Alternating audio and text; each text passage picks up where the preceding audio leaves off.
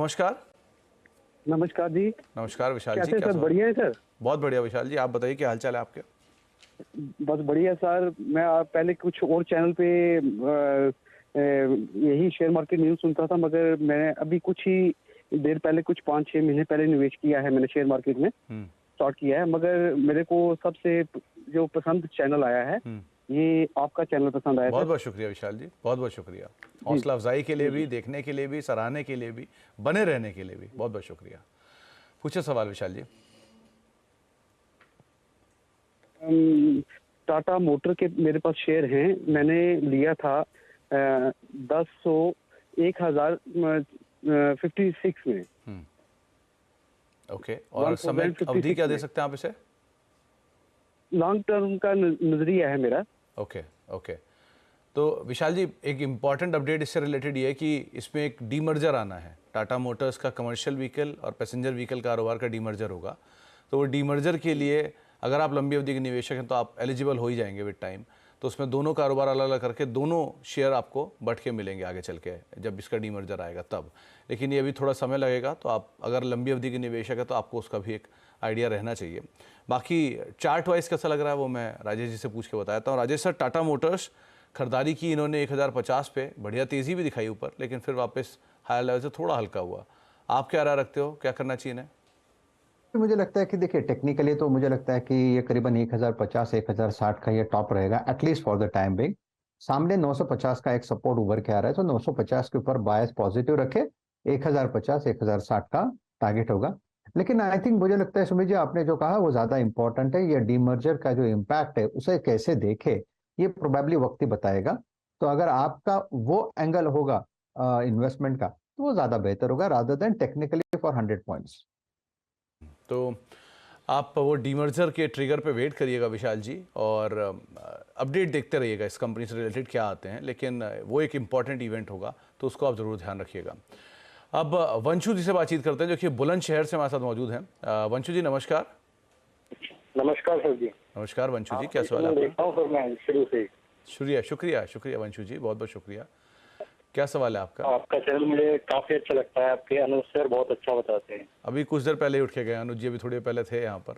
अगर हो रहे सुन रहे होंगे तो ज़रूर आपको सराहेंगे, वो आपकी बातों को प्रशंसा करेंगे। लेकिन अभी के लिए आपका सवाल क्या है वंशु जी? सर मैंने इंडिगो के शेयर लिए थे आज से 1 मंथ पहले, 4092 के भाव पर। अनुज को ये शेयर है सुन के मेरे आपने पास। शायद लिया भी होगा। Yes yes yes. हाँ, अनुज इस पे काफ़ी बुलिश भी हैं। बढ़िया ये तेज़ी इसने 5 दिखाई डिजिट भी है। स्टॉक के। तो अभी वंशु जी आप कितना समय दे सकते हैं? मैं इसमें 5 इयर्स और आगे भी दे सकता हूँ, मतलब टाइम की तो कोई दिक्कत नहीं है। अगर ओके 5 ईयर से भी इसका लॉन्ग टर्म है तो दे सकता हूँ।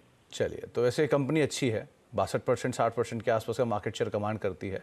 एक ही थोड़ा बहुत इवेंट हुआ है कि प्रमोटर ने हाल में थोड़ा हिस्सा बेचा है, लेकिन अदरवाइज अभी भी सब्सटैंशियल हिस्सा प्रमोटर रखते हैं। राजेश सर क्या करना चाहिए इंटरग्लोब एविएशन में? सुमित जी आपने बिल्कुल सही कहा कि ये जो प्रमोटर ने हिस्सा बेचा है उसके बाद थोड़ा सा इंडिगो में आप कह सकते हैं कि टेक्निकली थोड़ी प्रॉफिट बुकिंग की जगह बन रही है यहाँ पे। तो 4250 के आसपास ये स्पॉट में है, तो मुझे लगता है प्रोबेबली 4000 के आसपास एक बार के लिए आएगा। लेकिन उनका जो नजरिया है, उनका जो व्यू है वो लॉन्ग टर्म का है। तो डेफिनेटली मुझे लगता है कि काउंटर अच्छा है, ब्रीड अच्छी है, और ये ऐसा काउंटर है जिसे आपको पोर्टफोलियो में रखना चाहिए। तो अगर आपको डिप मिले, करेक्शन मिले, तो इसमें डेफिनेटली ऐड कर सकते हो। सामने रही रेजिस्टेंस की बात तो मुझे लगता है 4500 से लेके 4600, ये जो इसका रिसेंट हाई का जो इसकी ट्रेजेक्ट्री है वहां तक एक बार के लिए जा सकता है। अगर वो लेवल निकल जाए तो मुझे लगता है इवेंचुअली ये 5000 के पास पार चला जाएगा। तो काउंटर में स्ट्रेंथ है, बने रहे, डिप पे ऐड करें।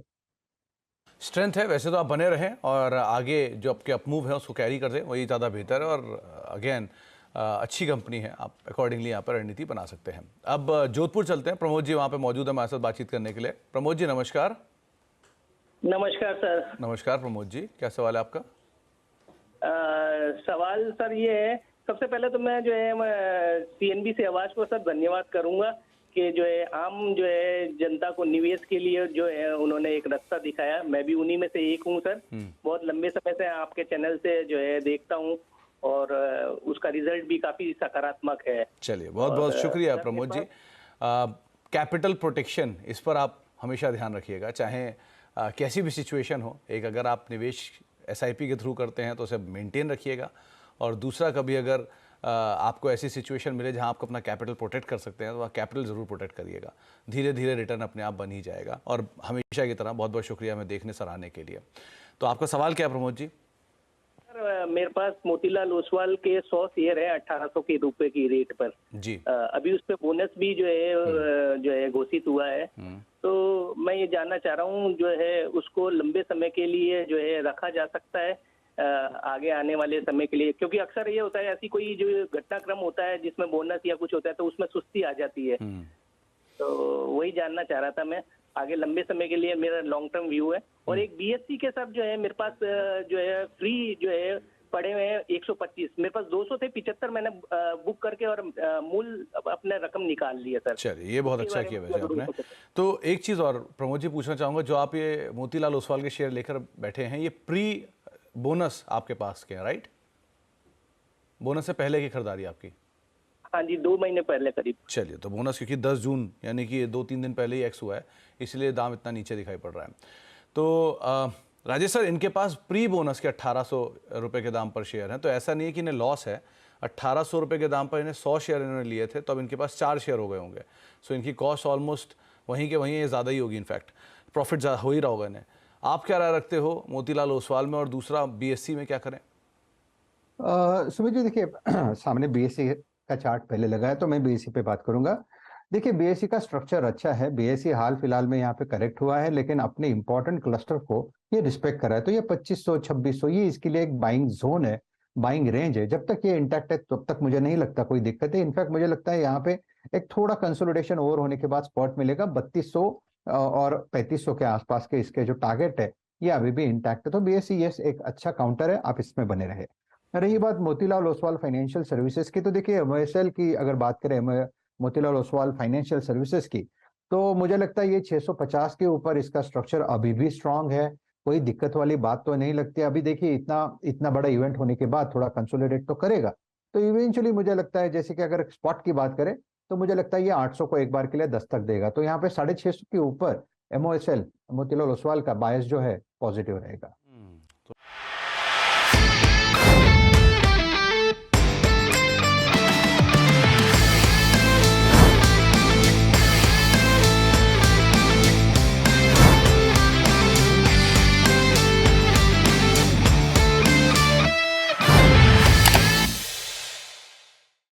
बता दें कि मनी कंट्रोल पर दिए गए विचार एक्सपर्ट्स के अपने निजी विचार होते हैं। वेबसाइट या मैनेजमेंट इसके लिए उत्तरदायी नहीं है। यूजर्स को मनी कंट्रोल की सलाह है कि कोई भी निवेश निर्णय लेने से पहले सर्टिफाइड एक्सपर्ट की सलाह लें।